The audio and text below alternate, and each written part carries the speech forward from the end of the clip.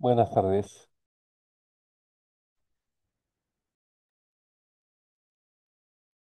Buenas tardes, doctor. Ya están ingresando mis compañeros. Ok, esperamos entonces.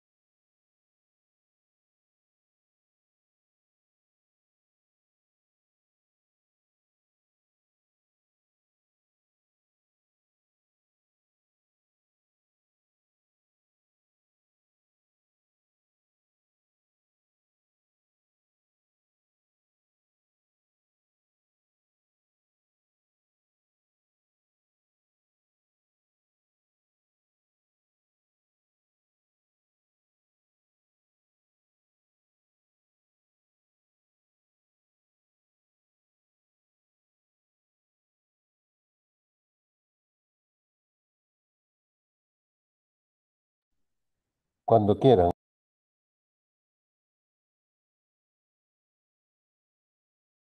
Ya podemos comenzar, doctor.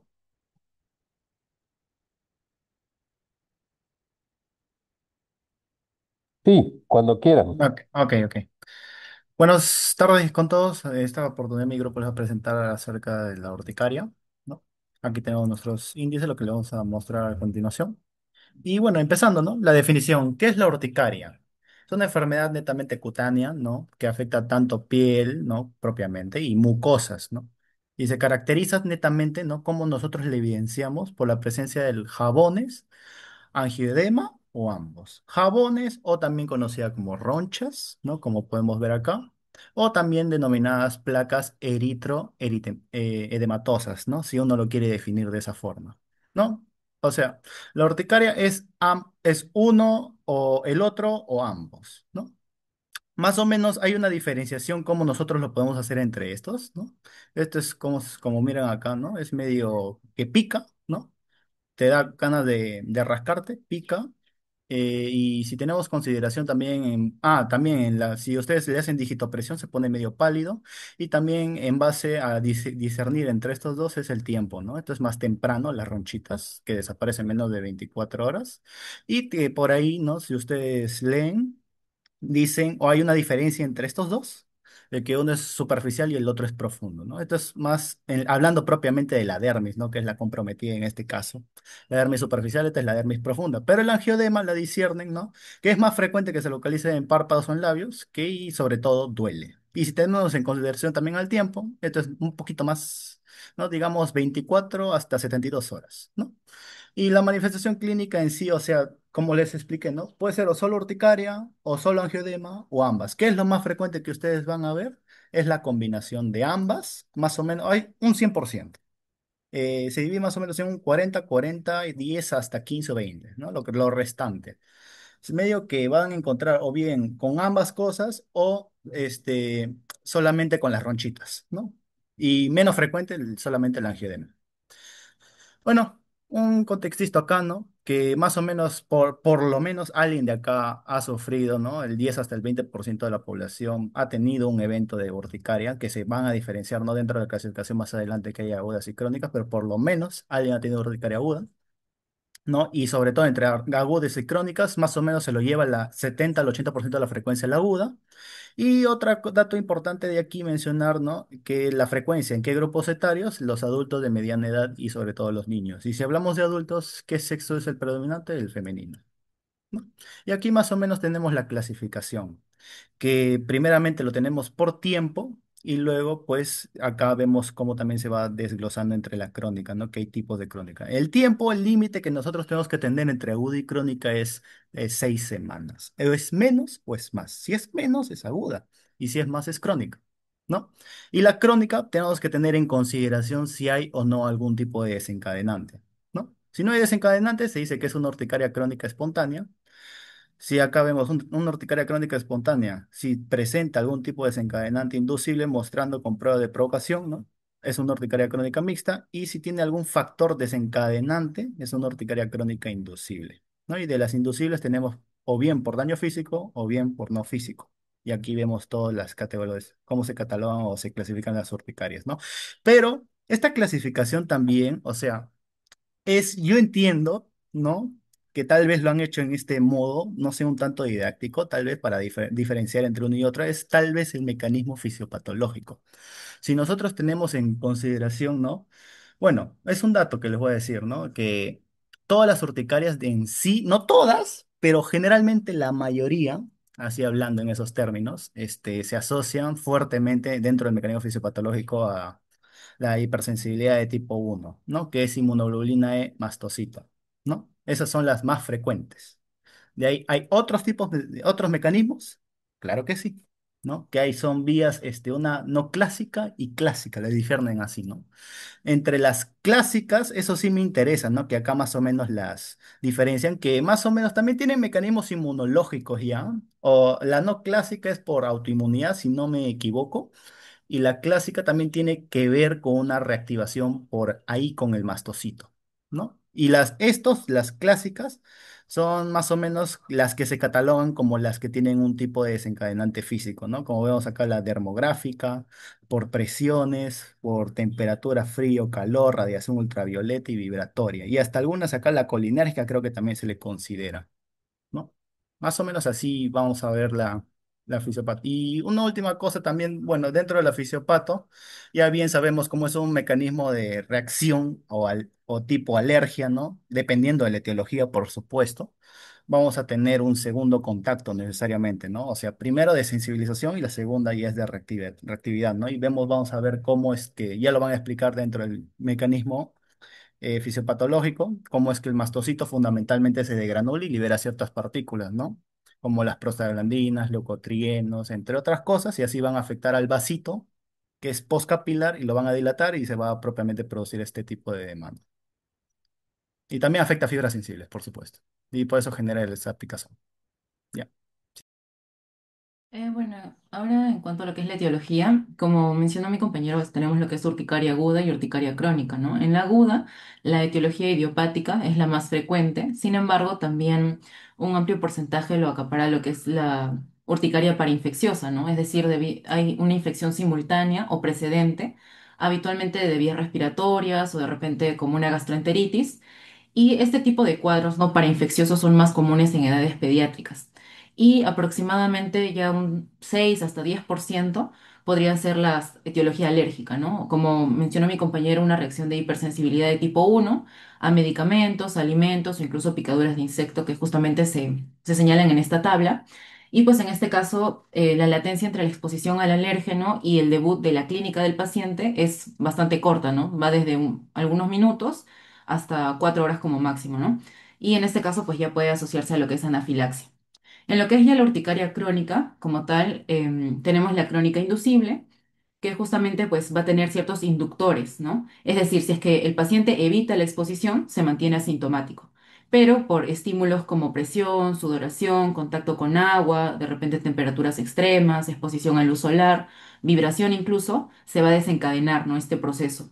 Y luego está la urticaria crónica espontánea, donde los episodios van a aparecer en ausencia de estos inductores, ¿no? Y esto pues básicamente es ya una enfermedad autoinmune y en este caso se va a asociar a distintas patologías que vamos a ver en unos momentos. Siguiente.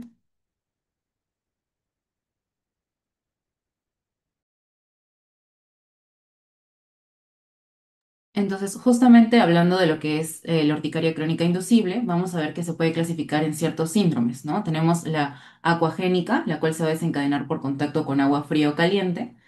La colinérgica, que principalmente va a ocurrir cuando aumenta la temperatura corporal, por ejemplo, con ejercicio, con duchas con agua caliente, estrés. Y en este caso van a aparecer unas ronchas que se llaman como WIX puntiformes, ¿no? Y en este caso es una de las más frecuentes y se va a asociar a reacciones bastante intensas. Luego tenemos la dermatografía, que es la urticaria inducible más común, ¿no? Y usualmente se va a producir no al frotar o rascar sobre la piel. Luego tenemos la urticaria por presión retardada, que esta principalmente se relaciona o bueno, mejor dicho, aparece después de cargas excesivas de peso o presión prolongada. Luego está la urticaria vibratoria, que como su nombre lo dice, ¿no? Está relacionada a las herramientas vibradoras o instrumentos musicales. Y en el caso de la urticaria por frío, ¿no? Es provocada por exposición a objetos, viento o agua fría.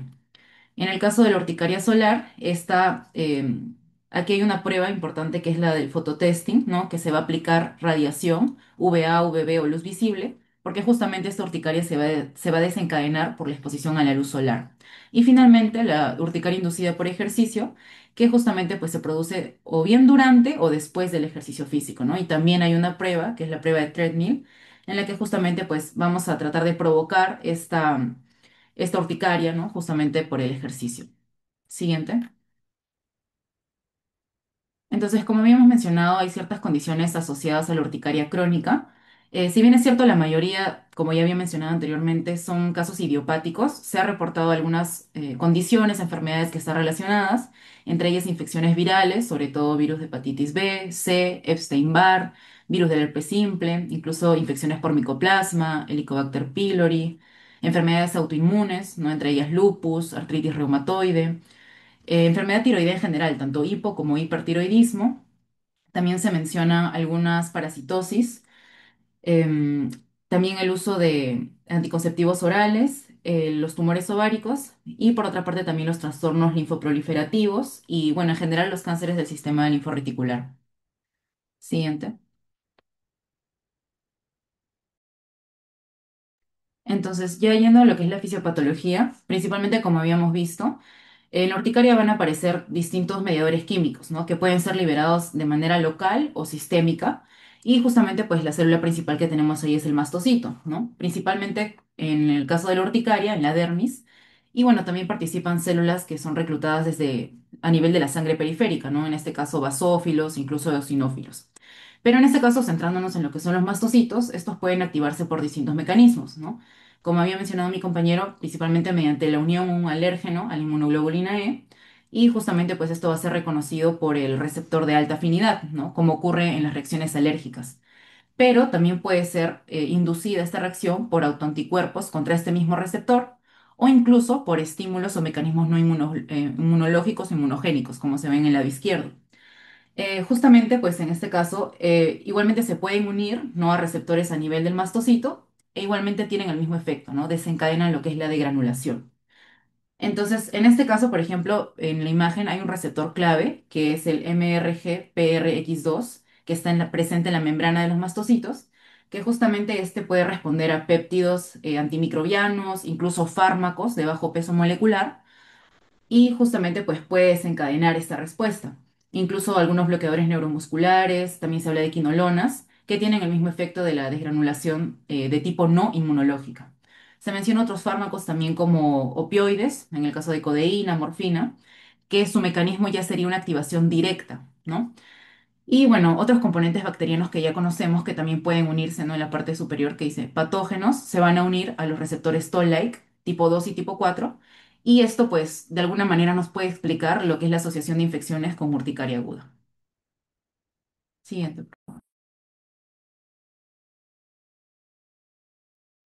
Bueno, ahora vamos a revisar brevemente acerca del diagnóstico. Este se va a basar principalmente en una historia clínica detallada y un examen físico del paciente. Ambos parámetros van a ser suficientes para poder realizar el diagnóstico de un paciente con urticaria, presente o no presente angioedema. La historia clínica tiene que ser basada, por ejemplo, en el momento de inicio de las lesiones, en la duración de estas, con qué frecuencia aparecen, la variación, cuál es la forma, el tamaño, la distribución de estas, si se asocia o no a angioedema, la presencia de prurito o asociación con síntomas sistémicos. Asimismo, se debe investigar la presencia de antecedentes familiares de esta misma patología o patologías similares también la presencia de posibles factores desencadenantes. Asimismo, también se debe evaluar la presencia de tratamientos previos y la respuesta a este tipo de tratamientos, ¿no? Como ya se ha mencionado anteriormente, el consumo de ciertos fármacos puede desencadenar esta condición. Ahí tenemos un cuadro en la imagen que son preguntas orientativas en la anamnesis de una urticaria. Por ejemplo, preguntas tales como la forma, tamaño, color, distribución, frecuencia, duración, tienen como objetivo poder diferenciar la urticaria de otro tipo de lesiones cutáneas. Asimismo, preguntas como la duración de las lesiones, si está asociado o no a angioedema, antecedentes personales, viajes al extranjero, qué agentes pueden desencadenarlo, ¿no? Por ejemplo, agentes físicos, alimentos, medicamentos, aeroalérgenos o sustancias de contacto, si este va acompañado o no de fiebre o si ha habido algún consumo de medicamentos previos al episodio de urticaria, tales como antibióticos, antiinflamatorios o vacunas, nos podrían orientar o tienen como objetivo orientarnos hacia la causa o etiopatogenia de la condición. Asimismo, consumos como fármacos, antecedentes de consumo de fármacos, cirugías, intervenciones odontológicas o estrés emocional tienen como objetivo poder conocer si es que existen ciertas condiciones que exacerban el cuadro clínico. Asimismo, si esta, preguntar si es que afecta a la calidad de vida o si es que existe algún tipo de impacto emocional, nos va a permitir valorar cuál es la intensidad del cuadro para poder manejarlo. Asimismo, preguntar sobre tratamientos previos y la respuesta a este tipo de tratamientos también nos orientan hacia cómo realizar el enfoque terapéutico. Siguiente.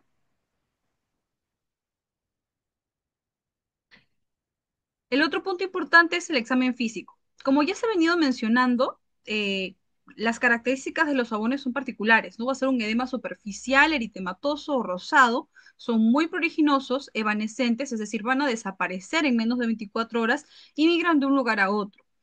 Debemos buscar síntomas asociados, tales como el angioedema, tanto en labios como en párpados. Podemos también buscar o realizar pruebas tales como el dermografismo, pues que esta es una roncha inducida al rascar. De hecho, ahí tenemos una imagen, son líneas.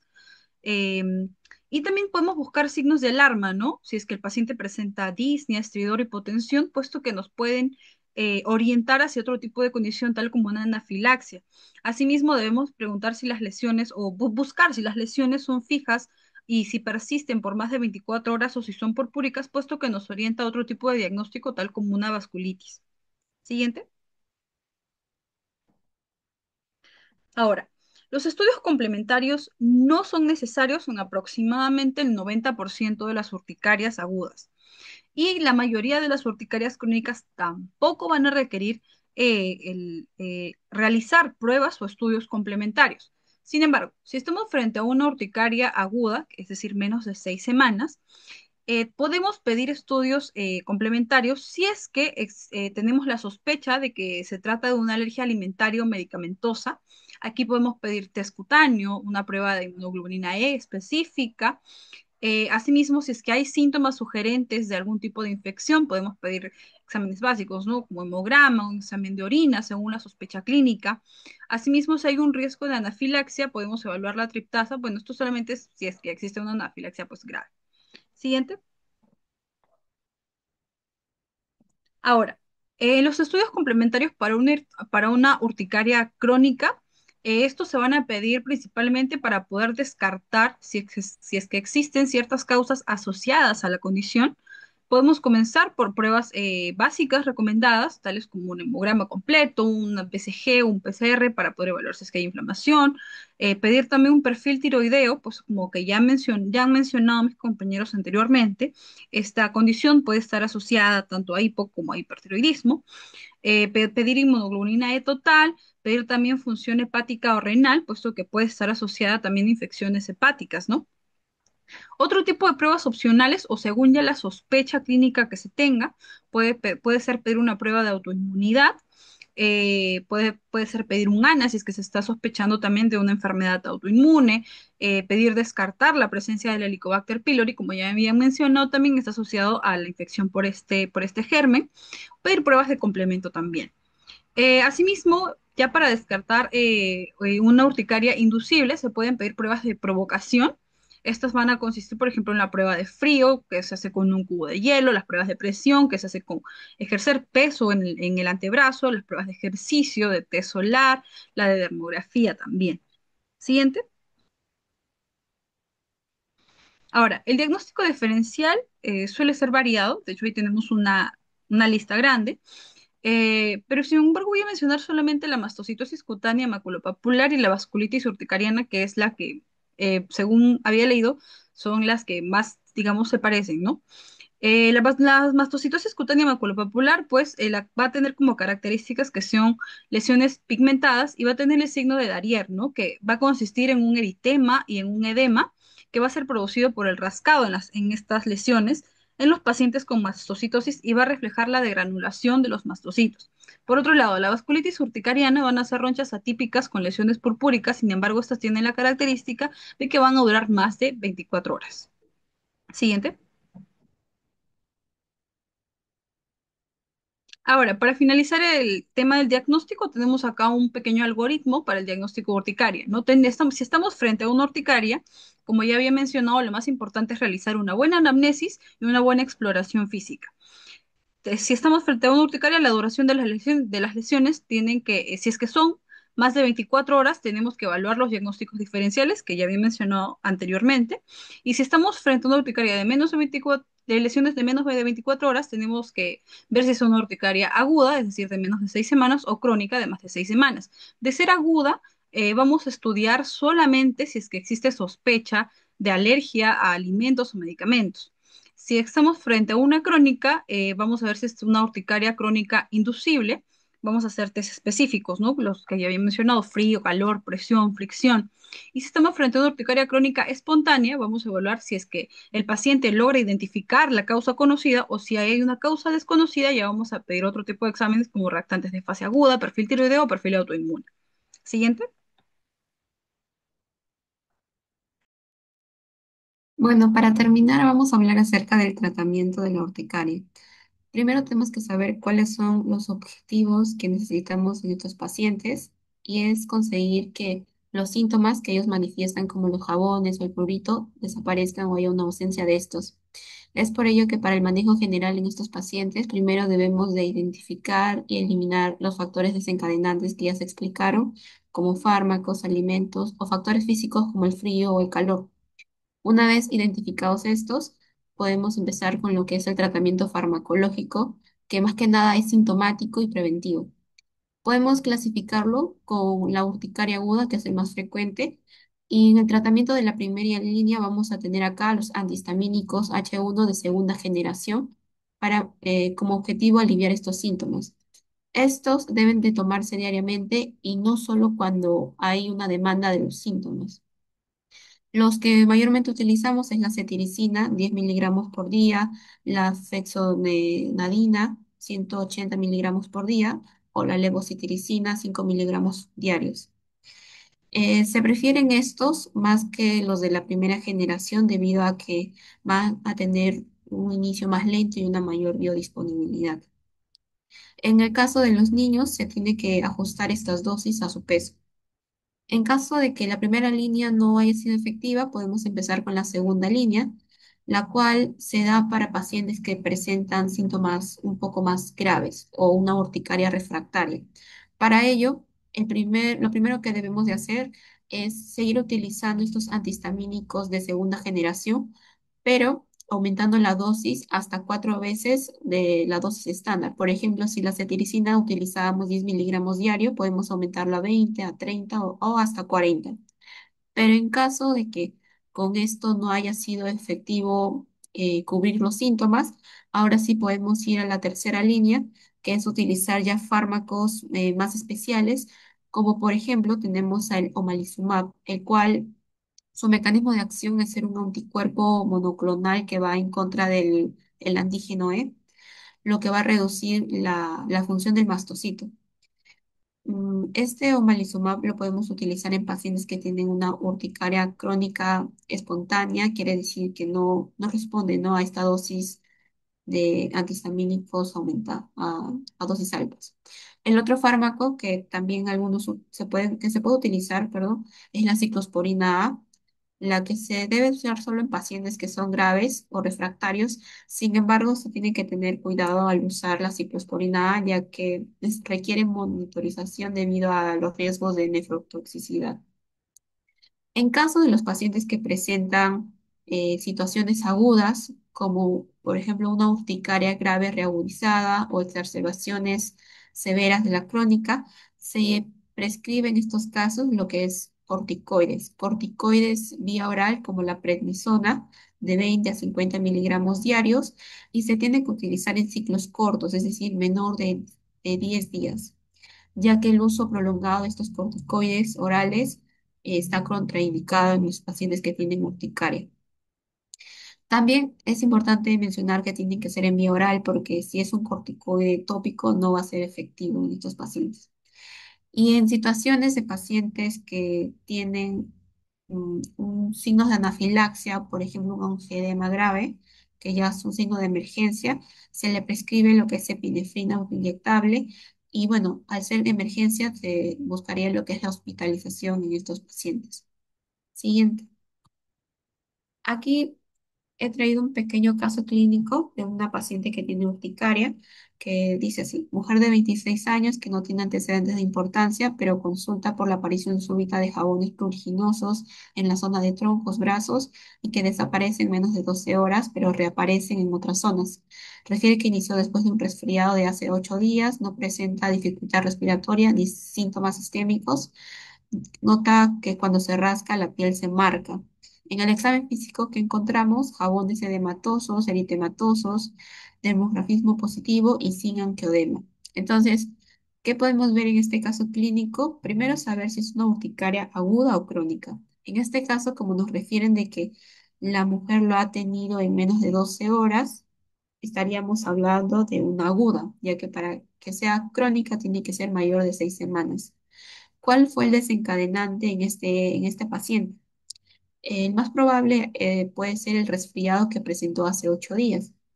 Y el diagnóstico diferencial que puede presentar, en este caso, la paciente puede diferenciarse quizá con un caso de anafilaxia, pero al no tener angioedema lo podemos descartar. Y el tratamiento inicial en la paciente, ¿cuál sería? Los de la primera línea, siempre tenemos que empezar por ellos, que vienen a ser los antihistamínicos H1 de segunda generación, como la cetiricina, 10 miligramos diarios. Gracias, eso sería todo por la presentación.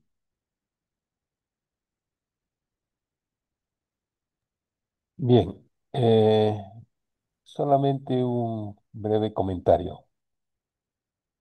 Recordemos que la urticaria, ¿no?, es básicamente la lesión más común de la piel que se puede evidenciar en urgencias, ¿no?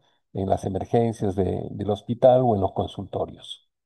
Y como ustedes ya lo mencionaron, la urticaria tiene una amplia gama de variantes, como la urticaria aguda, que está mediada por inmunoglobulina E, la urticaria inducida por sustancias químicas, que ya lo mencionaron también, pero en este caso no es mediada por inmunoglobulina E, la urticaria autoinmune, la urticaria colinérgica, la urticaria por medios físicos, es decir, el frío, por ejemplo. Entonces son diferentes variedades de variantes que tiene la urticaria, ¿no? Ahora, recordemos que la urticaria también puede asociarse con síndromes febriles periódicos, como el síndrome Muckle-Wells, ¿no? Que, bueno, es algo más infrecuente o raro. También recordemos que de lo que ustedes han mencionado, la urticaria aguda generalmente suele estar relacionado con alérgenos de tipo exógeno o infecciones agudas, mientras que la crónica, lo más probable es que se trate de una enfermedad autoinmune que esté asociada a esta lesión dérmica. Entonces, ya lo mencionaron ustedes, la urticaria puede confundirse con múltiples afecciones cutáneas y hay que estar basado en la clínica, ¿no? Es importante hacer una buena historia y hacer repreguntas. Yo sé que la generación de ustedes no les gusta preguntar, no les gusta indagar, solamente quieren irse a los diagnósticos de laboratorio. Pues en este caso, el diagnóstico es clínico. No hay ningún examen de laboratorio que me haga el diagnóstico de urticaria. Lo único que sí puedo solicitar inmunoglobulina E para saber si esa urticaria es de origen, ¿cómo se llama?, inducido por inmunoglobulina E. Pero para hacer el diagnóstico propio per se de la urticaria, definitivamente el diagnóstico es clínico. Y hay muchas enfermedades que son de diagnóstico clínico. Entonces, hay que hacer preguntas y esas preguntas tienen que estar basadas en diagnósticos diferenciales para ir eliminando posibilidades. Bueno, este tema es un tema que realmente da, como se llama, mucho que hablar porque es un tema muy extenso. Ustedes lo han resumido de una manera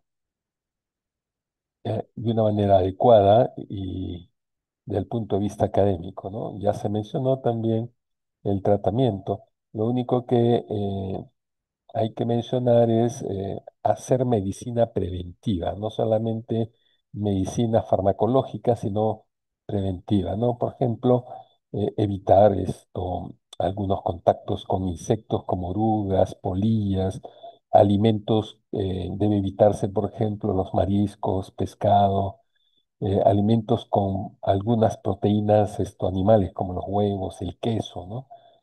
También algunos frutos secos, como por ejemplo las nueces, y frutos comunes, como por ejemplo los tomates.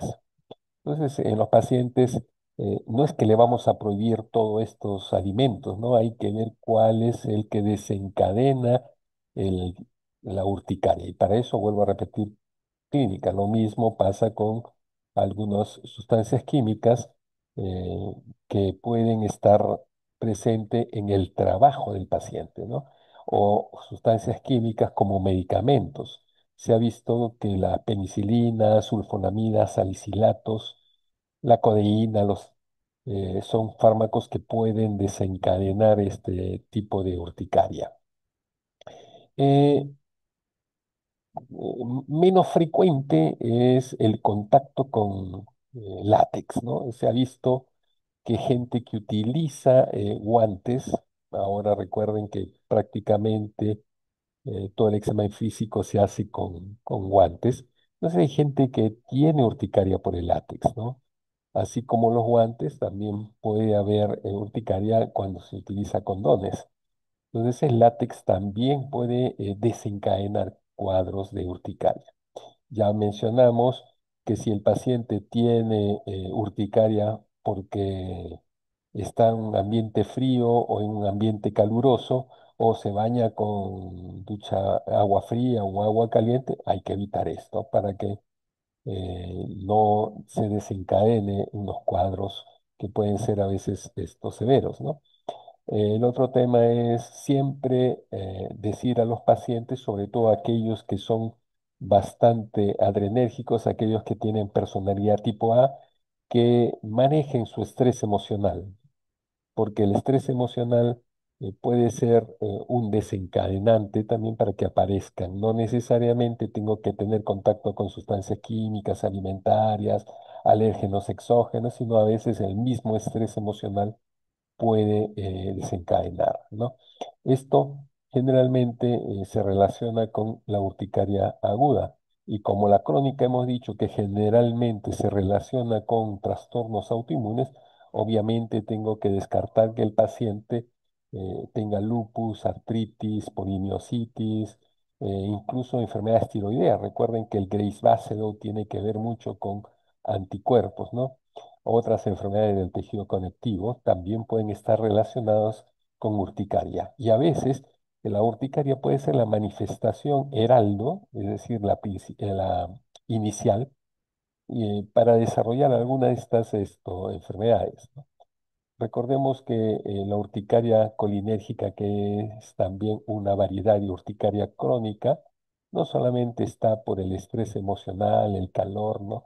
La actividad física, sino que a veces esto está inducido muchas veces por el estrés emocional y algunos síntomas que se asocian con este tipo de urticaria colinérgica, como su mismo dice su nombre, está el lagrimeo, la salivación, incluso las diarreas, ¿no? También hay que ver otras enfermedades autoinmunes, como por ejemplo la urticaria por el frío que aparece en ronchas, puede asociarse a crioglobulinemias, ¿no? O criofibrinogénemias. Como ven, es una variedad amplia lo que puede estar relacionado con la urticaria. Gracias, ha sido una exposición bastante buena y concisa con respecto a lo que es este grupo de enfermedades. Bueno, nos veremos en otra oportunidad. Cuídense. Gracias, doctor. Gracias, doctor. Gracias, doctor. Buen día. Hasta luego.